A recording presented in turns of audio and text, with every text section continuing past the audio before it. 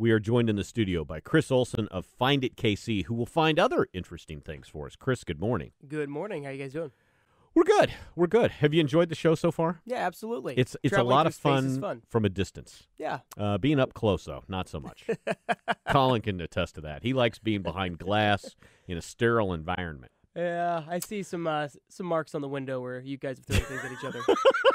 You know, we need like a ball or something that we could throw at the glass at each other. Yeah. Chris, tell us a little bit about FINDitKC.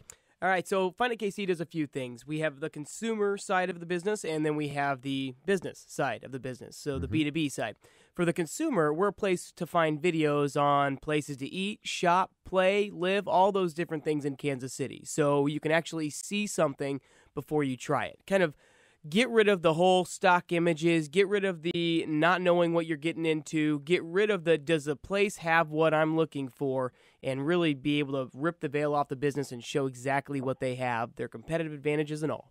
Now for the business, we're pretty much their answer to online exposure. You know, we produce these videos for them. We help them put it on FINDitKC, obviously a given, and then we help them implement that video that we create for them on all these other different mediums and medias. Now, am I right in thinking that Google has raised the criteria of what a video is worth on your website? Holy cow, yes. I mean, pretty much what they have said, and this came in the last quarter of the year, they have pretty much said that this is the most important thing you can do for online visibility. YouTube is the #2 search engine, owned by Google. Really? Weird, huh? I didn't know Isn't that. that weird? That Google owns YouTube and it's #2? So they own the top two criteria for search, essentially. They probably got to have a couple of bucks. Yeah, they got a few. Yeah. Yep. Okay. I think they're doing something in Kansas City, too. Yes, it's really they are. weird. It's Yeah. really weird. So I wonder if that does anything for why they want Kansas City businesses to have video. Weird, huh? Okay, so for a business, what's the win other than Google saying, "Hey, we'll rank you higher if you've got video"? Well, first of all, when you have a video on your website, there's a Yes. million different things that can happen. People, once you have that video, it's established, they stay 2 minutes longer on average on your website. Right. They look at more pages because they're more engaged, and they actually convert at a very high rate. I mean, in some cases, it's 254%.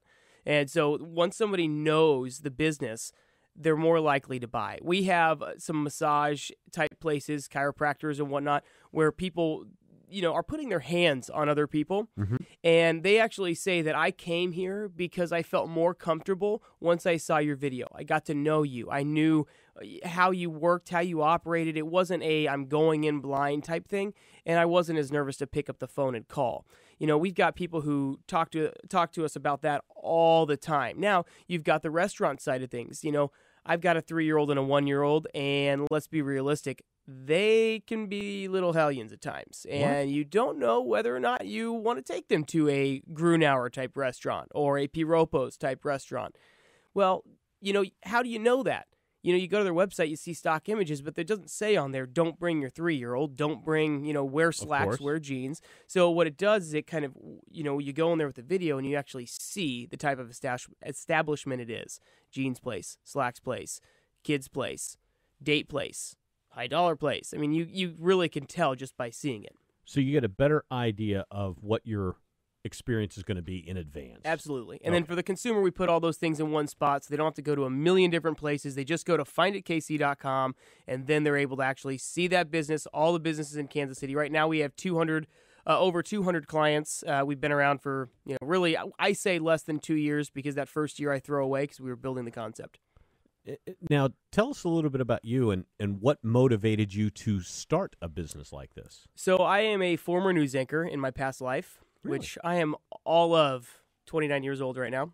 So I'm not even there yet. I'm getting there. So This guy's younger than my sweat socks I'm wearing. So what happened is I started anchoring. I really started interning at age 16 here in Kansas City. Jeremy Hubbard at Channel 9 kind of took me under his wing. I had a few like family friends that worked there as news anchors and reporters. They brought me as an intern, and so I started the news business. By 18, when I went to K-State, I'm sorry.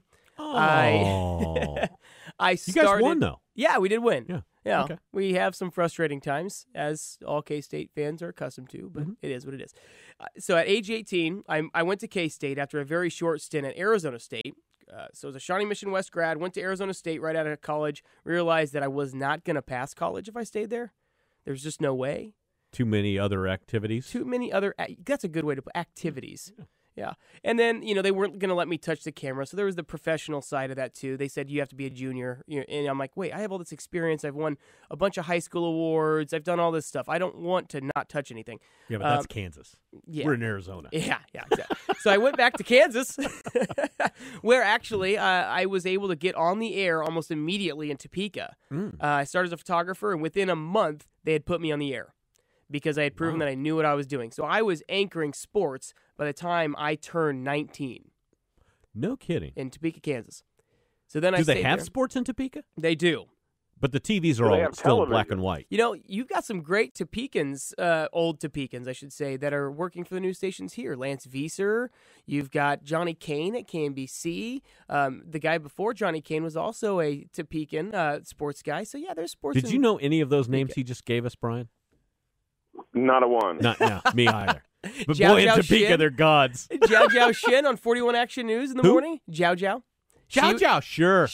She was one of my coworkers at 27 News. Yeah, I've got a lot of them in town. It's kind of weird how it's all moved into Kansas City, but you guys are taking over. Yeah, it's like virus. So I went there from Topeka to Amarillo, and then now I'm back.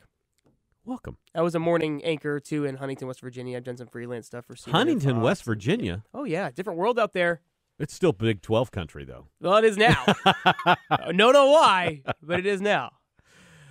So you grow up in Kansas City, you get into the news biz, and what? You spot a little space in the market? Yeah, when you're moving to all these different markets and you're completely blind to what a community or a city has to offer, you don't want to, you can start searching the web, but let's be realistic. I mean, websites, people throw them together on whether it's Intuit or GoDaddy, and they just don't provide the content, the stuff that you want. You can throw stock images, which obviously stock images are stock images. Mm-hmm. You don't really see the actual business. You see what they want you to see. And so, there was that big void. You can't really tell what you're getting into. And when you go to a market, you don't want to go to, I'm sorry, great Kansas City company, but Applebee's or Chili's. That's a place where you might go every once in a while because you know what you're going to get. It's the McDonald's of middle dining. Absolutely. Yeah. But you don't, the Grunauers, the 810 zones, all those different things that are unique to a market, the boutiques, the linen shops, it could even be massage. What if you're in town for a month on a project and you have no idea where to go? You don't want to go to that awkward place with things falling off the windows that you drive by every day. Right. You want to go to the good places, the places that are reputable, the places that people talk about. So how do you find them, you're saying? Exactly. And if you don't know what you're looking for, you're not going to find it. Yep. You can't search by, hey, give me a good local small business-owned restaurant. And what are you going to trust? A video where you actually see the business, hear from customers, hear from the business owner? Or are you going to believe the one that has the awkward pictures that you know are not theirs? I actually go on the basis of who's got the most semis in their drive. I'm told those guys know where a good meal can be found. Oh, gosh. That could be scary. No. So you've got this experience in the video world, and you've been doing the news, and you say, hey, I also know that when you move into a new market, you don't know what's good and what's not. You don't know how to find the mom-and-pop gems. Or visiting. So you decide you're going to start this company called Find It. Mm-hmm. And so what's the process for someone to take their business and put it on Find It then? Really, it's a quick process. We turn our videos around incredibly quick. They give us a call. We come in. We meet with them. We figure out what their needs are. Because not only do we produce these videos for them, but then we help them, again, distribute these. So we guarantee the ROI, essentially, as long as you, Jim, are willing to put the effort into your business and you're active on all these different things. You have a website. You have your Facebook. You hand out business cards. I can guarantee you ROI because, I'm going to convert more people because I'm going to tell you how to use that video to make sure that you're engaging your customer. So I have it in multiple fronts. Absolutely. Okay. And we consult we have classes, we do all these different things for our clients to make sure they're utilizing what we give them. And really, if they don't, it's on them. They just don't care to grow their business, essentially. And so we do everything we can. We email them, we call them. We have networking events. We literally go out of our Really? way to make them happy. Yeah. And how long have you been doing this now? We've been doing it for less than 2 years. We launched January 1st, 2011 with a whopping 5 people on our website. Now we have over 200. We've done over 1,000 clients. videos in the past 2 years. Outstanding. Yeah. Now, and those videos don't just show up on FINDitKC, although you're delighted to have them there. Absolutely. They put them on their own website. Yep. They put them on Facebook, I think I just Yep. heard you say. Other places as well? I mean, do these things just sort of take on a virus-like? We call them social Quality? videos. Okay. And the reason we call them social videos is because it answers questions. How often, and I don't know how, it depends on how into Facebook you are, but I've got a lot of friends in my generation who will post something and say, hey guys, I'm looking for a good mortgage company. Well, who do you suggest? Well, what we want to happen, the next phase of this, Is somebody to send them share the it. video? Yep. Hey, Share it. here's a guy. Here is the guy and here is why. Wow. And they would share, and your generation is going to share a video. Absolutely. Yeah, I mean, I get that. you're 96% higher click-through rate when you have video on email.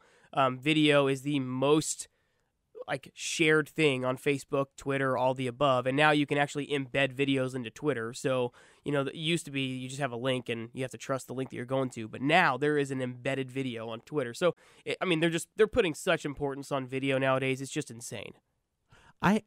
Brian, what do you make of this? I love the idea. I think it's great. Come over to the 810 zone here right when you're done with the studio. I actually have. Wait, I shouldn't say this. I actually have a camera in my car, but I probably. All right, so whoever is out in the parking lot, I've got somebody watching you. No, I'll swing by, Brian. I absolutely would look forward to that because think about the competitive advantage that you have over other restaurants in your niche. People could see a radio broadcast while they're dining. Where else can you go for that? And how would they know that? Not to mention the fact that he could play them in the 810 zone. Absolutely. And if I were watching or just looking online and I saw 810 zone and I was an average person who maybe not even from Kansas City, how would I know that? You wouldn't. Ooh. Exactly. But here's the thing. The way Google, they're putting such a high emphasis on search. When you start searching things, you see that little thumbnail with a play button in it? Now they'll know you have a video. What do you think the likelihood of them clicking on that when they're Googling restaurants or sports bars, Kansas City, or whatever it might be? And as you just pointed out, YouTube being the second highest search engine. So now we've got people who are out there searching for, hey, where's a good place to eat in Kansas City? And the video pops up, and it's how many restaurants have videos, do you think? It's not as many as you'd think. And yeah. We build our pricing around around each business. So, I get to know everybody, and our sales team gets to know that business, and we build the model around their budget. Our thing is, and blessing or a curse, is that we think the consumer deserves video. And so the number one thing to us is getting the consumer that video. So how do we get the 810 zone on there? What do we have to do? Do we have to build a custom contract and finance it over X amount of months to make sure the mom and pop place can get it? Or do we pay it all up front? It's custom to that business because we want the consumer to be able to see it. That's awesome. I dig this. I hadn't really thought about video on a typical business's website, to be brutally frank with you. But imagine what I was always a proponent for video. It is more, video captures so much more than a picture and words. It's you're a movie guy. You're a movie freak, really. So you would get it quickly. I would. I'm all for it. I think that technology was really not available 10 years ago. For example, no. You just couldn't make a quality video and put it up on a website 10 years ago. Yep. You could if you spent a fortune, but most of the browsers, well, you still couldn't because the other people at the other end weren't going to spend a fortune to see it. That's what I mean. Yeah. Now with streaming, then they came out with the what? What'd they come out with, Jim? The Flash video, HTML5. Yeah. Now they're HTML5 to where they can actually look at it on an iPhone. Before they put that Flash player in place, and it kind of ticked off all the people who had iPhones, which in a lot of markets isn't that high, but in Kansas City it's incredibly high. I think 50 to 60% of our traffic comes from iPhones. It's pretty insane. Really? Yeah, there's a lot of iPhones in Kansas City, believe it or not. Yuck. I'm sorry, I had no idea. And didn't really want to. Chris, how can people get in touch with FINDitKC? Obviously, you can go to FINDitKC.com, find any information you want there. You can email me, Chris at FINDitKC is an easy way, or sales at FINDitKC, info at FINDitKC, whatever you want to do. Something at FINDitKC. At the very top, there's a Contact Us tab at the very top of our website. Again, FINDitKC.com, and we can put somebody in touch with you. There's also this amazing phone number you can call if you actually want to talk to one of us. Humans. Yeah, humans. It's 855-5-FIND-IT. 855-5-FIND-IT. Mm-hmm. Okay, excellent. FINDitKC, Chris Olsen, thank you very much. No problem. By the way, I want one question answered before I let you go. Okay. Give me one secret to your success. Perseverance. Perseverance. I like that. You know, Perseverance is a good word. We're a bootstrap startup, no outside money at this point, and that does take perseverance, as everybody knows. I mean, nowadays, and we started in a recession. Remember this. We started concepting this thing in 2010. So this was, everybody was telling us we were stupid, we're crazy. What are you doing starting a business in a recession? Not only a business, but a technology company? You're nuts. And, here we are. And guess what? 2012, we were named Kansas City's hottest startup by Tech Cocktail. People's vote. Very nice. Yep. We're going to take another break. When we come back, Brian is going to share some pearls of wisdom about the Oscars. Aren't you, Brian? I can't wait. You are listening to ESPN 1510.